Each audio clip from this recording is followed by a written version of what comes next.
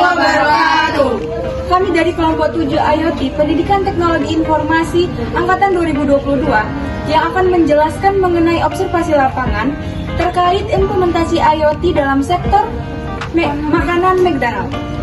Ya baik, di sini saya akan menjelaskan 3 alat yang kita ambil dalam observasi kami. Yang pertama adalah pemesanan lewat aplikasi, yang kedua adalah pemesanan lewat SOK, dan yang ketiga adalah drive-thru.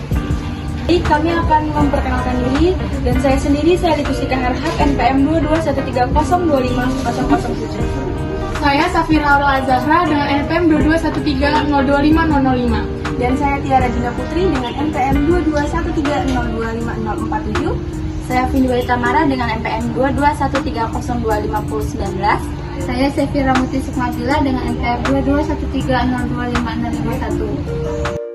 Observasi implementasi IoT McDonald.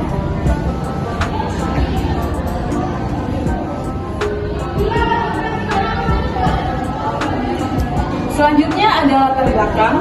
Internet of Things ini merupakan suatu konsep yang dapat mengubah cara manusia dalam berinteraksi melalui teknologi yang ada pada sekitar kita.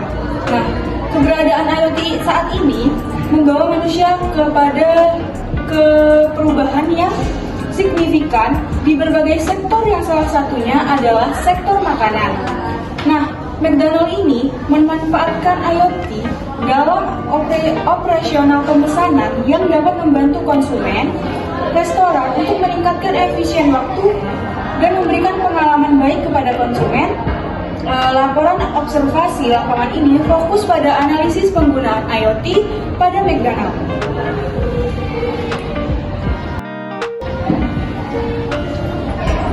Selanjutnya di sini ada profil usaha dan tujuan alat. Pertama yaitu profil usaha. McDonald ini merupakan restoran fast food yang terkenal di dunia.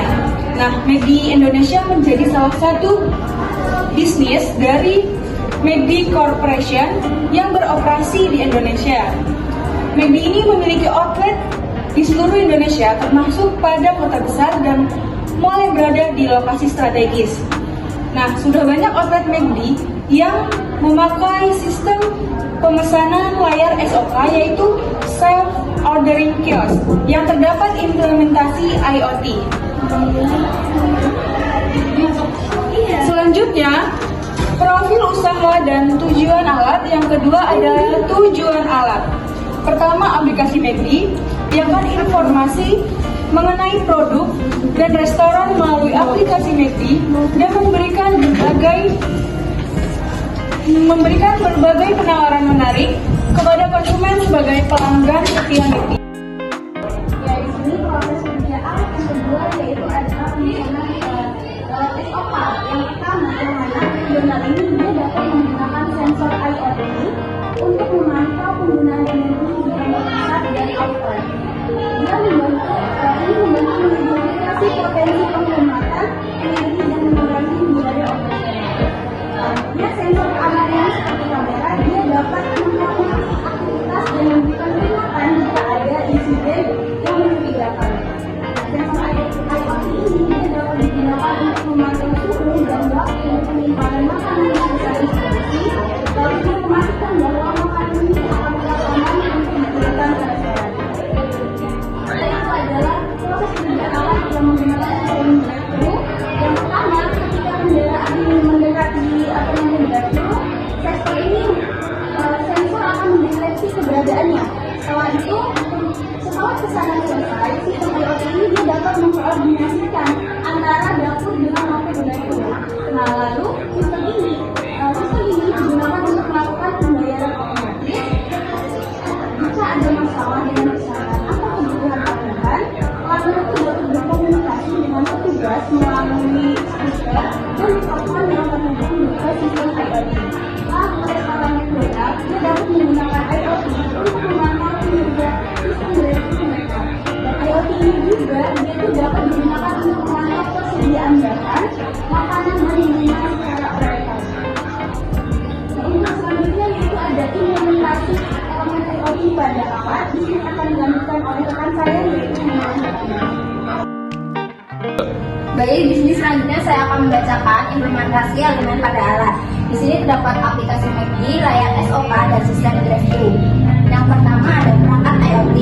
Ini adalah perangkat fisik seperti sensor, kamera, atau perangkat lainnya. Yang kedua adalah koneksi ke internet atau jaringan lokal yang memungkinkan perangkat IoT untuk mentransmisikan data. Yang ketiga ada cloud, tempat penyimpanan data dan pemrosesan yang kuat. Yang ketiga ada perangkat lunak. Aplikasi ini yang digunakan untuk mengontrol, mengelola, dan mengintegrasikan perangkat IoT dengan sistem yang lebih besar. Selanjutnya ada jaringan struktur. Jaringan yang mendukung. Yang kelima yaitu jaringan struktur. Jaringan yang mendukung komunikasi antara perangkat IoT dan pusat data. Yang keenam adalah keamanan. Perlindungan terhadap potensi ancaman keamanan seperti kebocoran atau akses ilegal ke perangkat IoT. Yang ketujuh adalah protokol komunikasi. Standar komunikasi yang digunakan oleh perangkat IoT untuk berkomunikasi dengan satu sama lain dengan sistem pusat. Yang ke-8 ada analisis data. Kemampuan untuk menganalisis data yang dihasilkan oleh perangkat IoT untuk mendapatkan wawasan dan membuat keputusan yang lebih baik. Selanjutnya akan dilanjutkan oleh Aurel. Selanjutnya analisis. Yang pertama, pada jenis perangkat IoT yang telah diimplementasikan di MACD seperti layar pemesanan, sistem drive-thru, memesan lewat aplikasi. Sejauh ini, apa alat tersebut membantu konsumen atau merugikan? Yang pertama ada aplikasi MACD. Pada alat aplikasi sejauh ini membantu dari pihak konsumen maupun sang karyawan. Membantu dari segi harga lebih hemat, menu yang terdapat di aplikasi, screen dan lain-lain yang terdapat di aplikasi. Tapi yang ada di aplikasi paket-paket tersebut tidak ada di pesanan manual.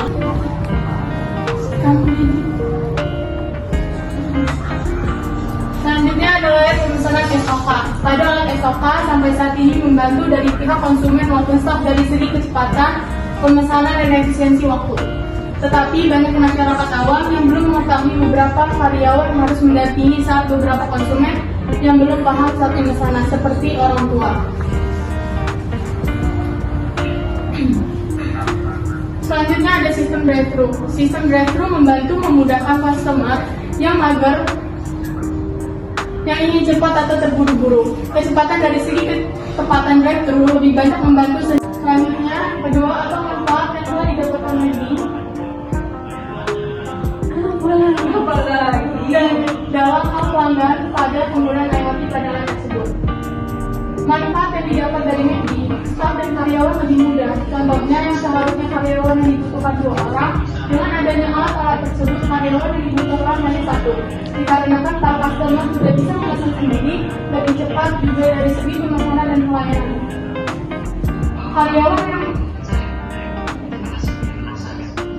Karyawan yang menjaga kasir saat konsumen memesan di layar otomatis, pesanan masuk ke kitchen sama seperti sistem drive-thru, sehingga memudahkan bagian pembayaran langsung scan, stroke, dan tidak harus mengimpor satu-satu menu.